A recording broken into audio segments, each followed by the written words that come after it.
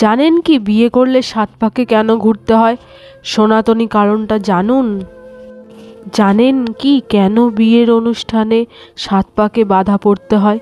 কী রহস্য রয়েছে এর পেছনে?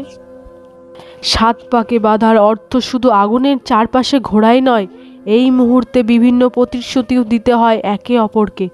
সপ্তপদী অর্থাৎ একসঙ্গে ৭ পাকে বাঁধা পড়ার সময় যা বলা হয় তা হলো, বর তার বউ এবং তার ভাবী সন্তানদের যত্ন নেওয়ার প্রতিশ্রুতি দেন।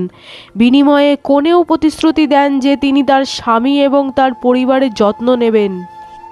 এবার বর প্রতিশ্রুতি দেন যে তিনি তার স্ত্রীকে সব রকম পরিস্থিতি থেকে রক্ষা করবেন। বিনিময়ে কনেও প্রতিশ্রুতি দেন যে তিনি স্বামীর সব রকম দুঃখ কষ্টে পাশে থাকবেন।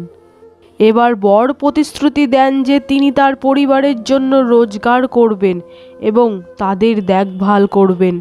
একই প্রতিশ্রুতি এবার কনেও করেন। স্ত্রীর হাতে তার পরিবারের সমস্ত দায়িত্ব তুলে দেওয়া এবং একই সঙ্গে স্ত্রীর সমস্ত মতামতকে গুরুত্ব দেওয়ার প্রতিশ্রুতি দেন বর।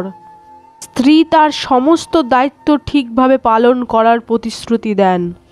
যে কোনো গুরুত্বপূর্ণ বিষয়ে স্ত্রীর সঙ্গে আলোচনা করার প্রতিশ্রুতি দেন বর।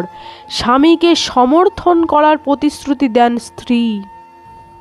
স্ত্রী প্রতি সৎ ও সত্য থাকার প্রতিশ্রুতি দেন স্বামী। স্ত্রীও স্বামীর প্রতি সত্য থাকার প্রতিশ্রুতি দেন।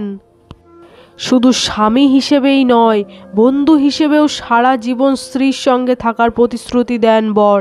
বিনিময়ে স্ত্রীও স্বামীর সঙ্গে যাপনের শেষ মুহূর্ত পর্যন্ত থাকার প্রতিশ্রুতি দেন। ব্যাখ্যাকার বিভিন্ন হওয়ায়, এলাকাভেদের কারণ থাকায় বিভিন্ন পদ্ধতি দেখা যায়, তবে গড়পড়তা বিয়ের পদ্ধতিগুলি মোটামুটি একই থেকে গিয়েছে।